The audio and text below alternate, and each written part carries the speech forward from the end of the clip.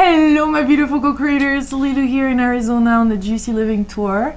We're at month 4 right now of this incredible tour around the US, meeting inspiring people like you, Zeffi. Thank you for taking the time and to have this goddess conversation. How juicy is that? That's very juicy. It connects to your tour. You know? Yes. Goddess is juicy, so it's really beautiful that we're doing that and we finally talking about her. Yeah. You know, in this way.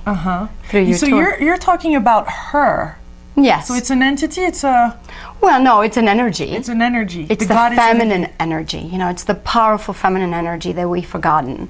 So it's time for us to bring her back to life. You know, a lot of goddesses been doing that since ancient times. So the Western world has kind of forgot that aspect of being a goddess. So I think it's time for the Western world really to understand what goddess is. How did you rediscover how? Well, I think it's a memory in all of us. You know, the males have their own memory in their DNA, and the females have their own memory in their DNA. But we forget. We forget how to be and how to honor ourselves and how to take care of the god and goddess within us as well, not just the goddess part, you know? The male and female energy is very, very powerful. And the way I discovered it is a long process. It started pretty much in '87. And through my travels of India and all over the world, and finally got me to Sedona, I think 5 years later, and she kept me here, and she's feminine. Her name is Sedona, you know. She's the goddess. She's really red and powerful, and she's got that aspect of first chakra. So she's very juicy, as you know. Sedona is very juicy. I feel her energy, yeah. Yes, and that's what she did. You know, she brought me here and kept me here through tribulations and changes, and no one really understood the path at the time. But I think it took a lot of, a lot of guts, in a sense, to do that, to begin when no one else was doing the work in '87. Did you find a lot of resistance within yourself, being Greek originally and European background, to open up to this energy? Absolutely. You know, being a Greek and being in Greek Orthodox Church, growing up with that, of course we do have the goddess aspect there, but you know, in the family, when I took this path and I took the stance to do the work, they thought I was a witch. They thought I was this, you know, bad person. She left a marriage, and she left a great job in the fashion industry, and, you know, lost all her money in the stock market and just really took off and to be in this path. And I had a lot of tribulations within the family. It took me 10 years for the family to speak to me. So how did you deal with that? What were some of the things? Because a lot of people face that, you know, when really we found our past or something calling us, like Sedona or... Or the path in general. How do we deal with? I think the way to deal with it is understand who you are and find your love within yourself. Really get the juiciness in yourself, you know? Don't worry what people say, they will turn around. And my family did turn around slowly, but it had to do with me finding me. So when I accepted me and loved me with all the negative aspects, all the positive aspects, all of myself, my family turned around because they understood that I was doing the work. It doesn't matter if they know what the work is about, but they saw that the path was simple and easy, and then they started loving it. My mother, she's 75 years old now, through my group in Greece, because I have groups in different parts of the world, through my group in Greece, she gets Reiki. She does meditation. My mother, which is 75 years old, and you know, when I was going through my path, she didn't even accept it. So it's so beautiful to see that even a 75-year-old woman can shift with not really understanding what the path is about, just because she feels it in her heart. And she sees her daughter really changing through that process. So I hear a lot of unconditionality in all of this. Like you're accepting yourself, your path, and then it's people around you start to shift themselves. Absolutely. Compassion is first. Awareness actually is first, and then is compassion. You're aware of who you are. The awareness of who you are brings you into compassion. You know, so there's no judgment. There's no judgment if you skinny or fat or tall or short or beautiful or not. It's the compassion, because the beauty is inside. And that's what the path is about is beauty and juiciness and love and acceptance and understanding and living with no judgments of everybody around you.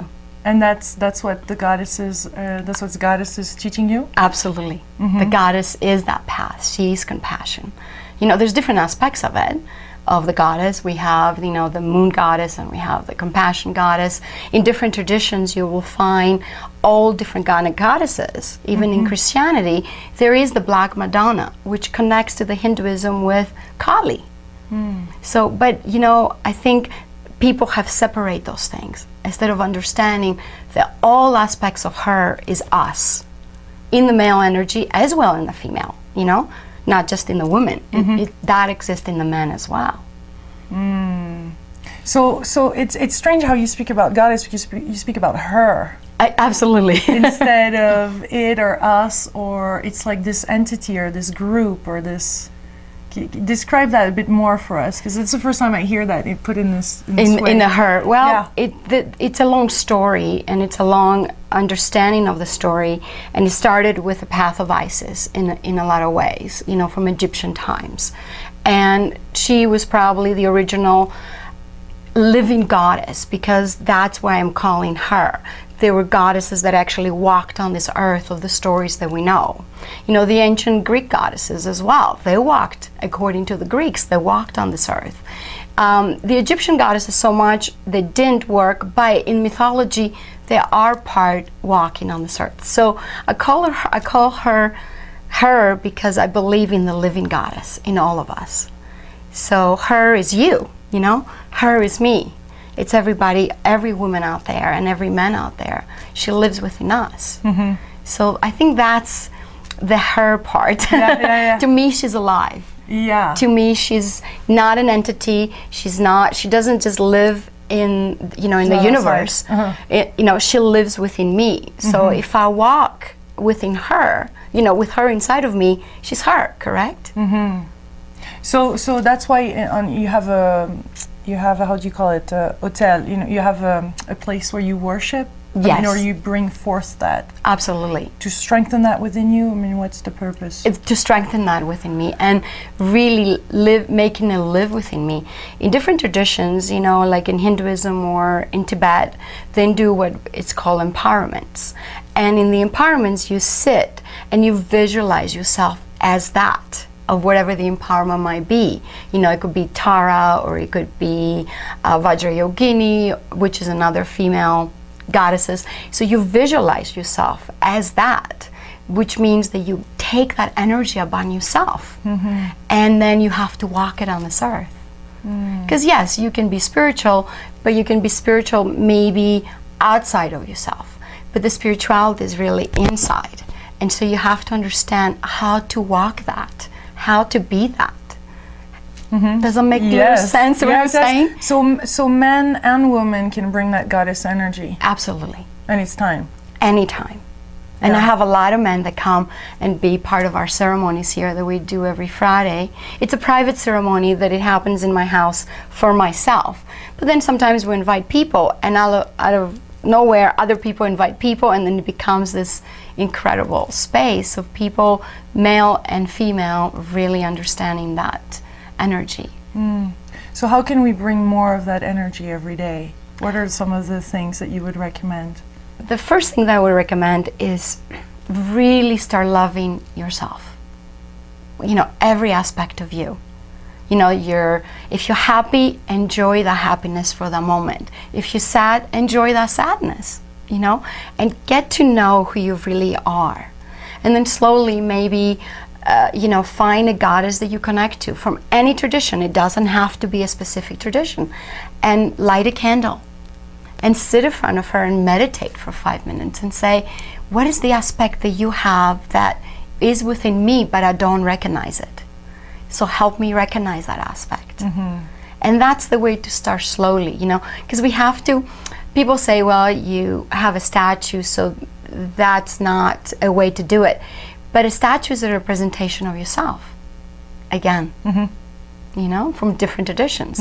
The icons in the Greek, you know, in the Orthodox or the Catholic Church, it looks like a feminine, correct? So it looks like a woman. So why not look upon her in any tradition? So how to find the right one? How can we know that that's the right goddess to start with? Well, first of all, There's many. Absolutely. Absolutely. There is Kuan Yin in the Chinese tradition, which is his compassion. There is Vajrayogini, which is the goddess of bliss, the land of bliss. There is Tara, that she's got 21 aspects, like, you know, the red Tara, which means power, the white Tara, which means purification. The same thing in the Hindu, you know, Lakshmi, which is the aspect of abundance, Sarasvati, which is the aspect of music and really being creative. Durga, which she's got all aspects about herself, you know, she's got all the strength. And Kali, which is the powerful one, the one she really can kill any negativity within ourselves.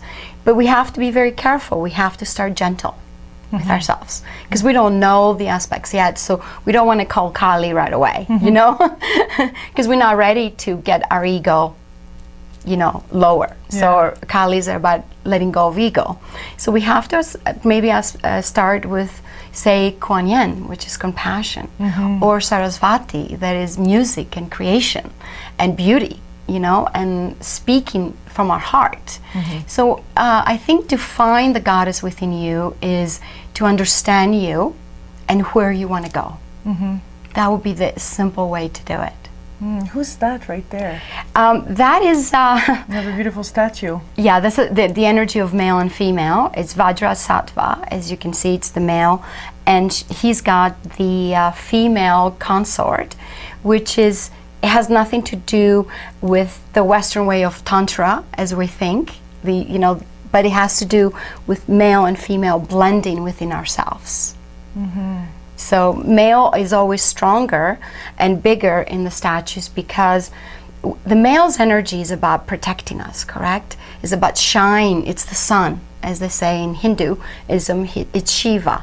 So he brings the light for the female to actually grow, to feel secure and safe, so she can create. So the sun gives to the feminine, which is the earth, and what does the earth do? Brings all this beauty that we have. So she's, you know, she born, or not, how you say, she gets pregnant with beautiful, and then she gives out. So that is what the statue represents, you know. Beautiful. Tell us how this transforms really even your sex life. To have, you know, to worship God, it's the goddess in us. Well, I don't know. The word sex for me is it's a Western world, you know, word. But I will go from the Greek word that we call lovemaking, or actually love offering. It's a Greek word, and I can say it in Greek, but maybe it wouldn't make sense to a lot of people. But there's a lot of Greeks watching. Really? From Greece. Go for it! And not to every Greek! The Greek word is eroteleti, which means it's a sacred ceremony towards the goddess. So it's about honoring the time that you get together with your partner, honoring that aspect within yourself, and having that respect. And the male needs to really understand that she's carrying a lot of energy, his partner, you know, that carrying a lot of energy that is beauty, and he can emerge into that and just allow himself to be that. And then the female just gives, you know, just surrenders and receives, and then gives back to the male. So it's about giving and receiving within ourselves, and of course with our partners. So first is starting with us. How can we give to ourselves, you know? How can we understand, and specific women, we have taken the male energy and we have changed it, correct? We think we need to be powerful, we need to be like them, and then we expect them to be like us. Well, that's not true, they cannot. You know, we can do it all. I mean, that's not being egotistical, that's really the truth. We can chew gum, speak on the phone, and write on the computer. The men are about yes and no. The only thing they know how to do is one thing at a time. And as long as we allow them to do that correct in our partnerships, then they will actually flourish, and they will give us back. You know? Does that make a little bit Yes. sense? Yes, and it's beautiful how men are embracing more their goddess energy too.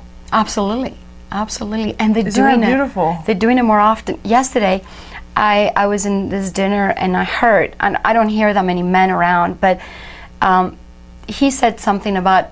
Actually, she was explaining when she was asked to be married, he actually worshipped her first, and that was so beautiful to hear. You know, it wasn't the typical thing, let me be on my knees and give you the ring. He actually worshipped her and then asked her to marry him. And that meant giving her flowers or whatever it might be, just tell her how much he loves her.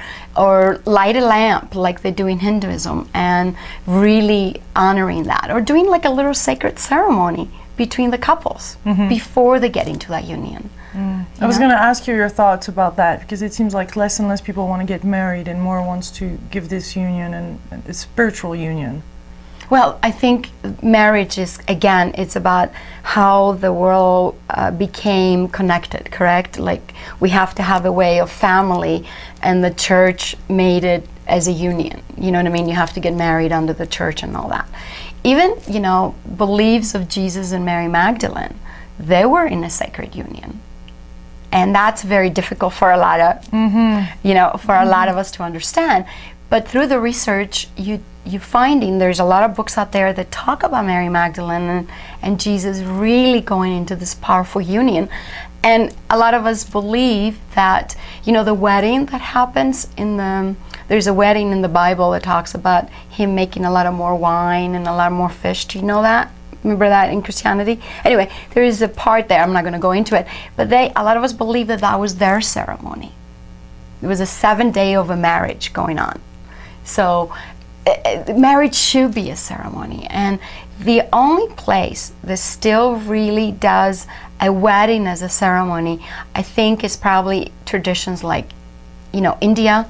The ceremony is 7 days long or whatever, and they're the only religion, or I don't want to call it religion, but there's the only place in the world for over 10,000 years that continues worshiping the goddess. It's the only place.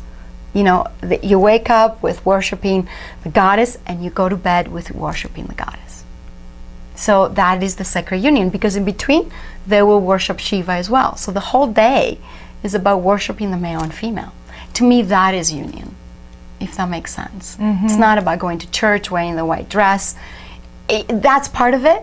To be pretty, the woman needs to be pretty. But I think we spend billions of dollars on just making a big wedding, you know? I think weddings should be from your heart. And it should be in your core. It should be your love. It's not about the other people. It's about you and your partner at that moment.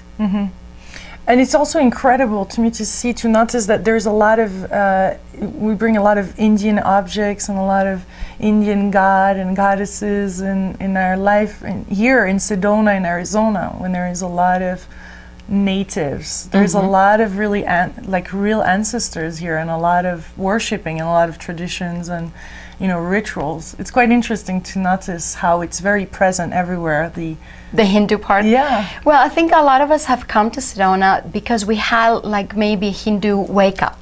You know, my path started in 87, and the first person that was a friend of me was a guru that took me to India. You know, so the Native American aspect, it wasn't woken up within me.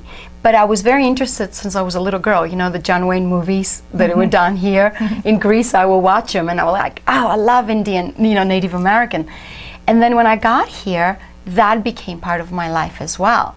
But it seems like the ceremonies still, they keep it kind of secret, you know, in the Native American tradition. So you still really feel, like when I went into the Hopi and to the Navajo, you have to be in your heart, you know, for them to allow to give you that out there, if that makes sense.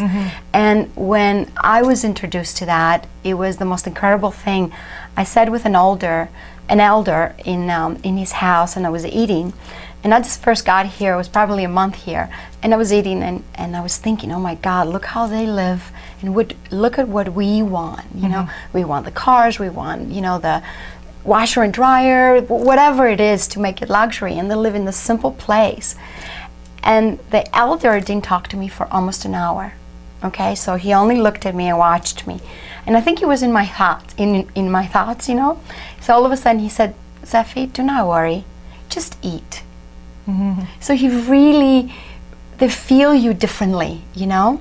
I think that maybe the Hinduism is gone out there, you know, very Western, but the Native American is still very sacred and is still very beautiful, and you need to be called to go to the ceremonies, you know. You need to be invited, and I think that's the difference, you know.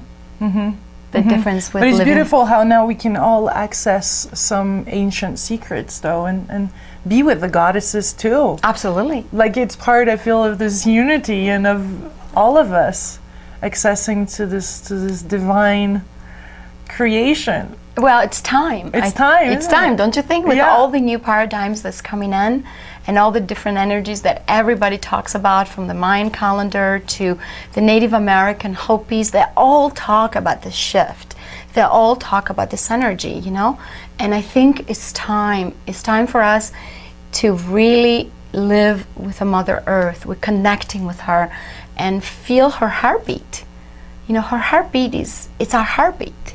So if we can feel that through a ceremony of the drums, or a little Hindu, you know, puja that you can do in your house, or a little even candle that you can light to the goddess, any goddess that you want. She's a goddess. Yeah, absolutely. I mean, hello. She's a goddess. So that's how we begin. Uh-huh. So I Yes. think, you know, all the traditions have different ways of worshiping her. So we got to find what's connect to us. Yeah. And for me, all of them are present. Yeah. I love them all. Yeah. I don't have any separation of his Hindu, Tibetan, Greek, Indian, Native American. All of it to me is one.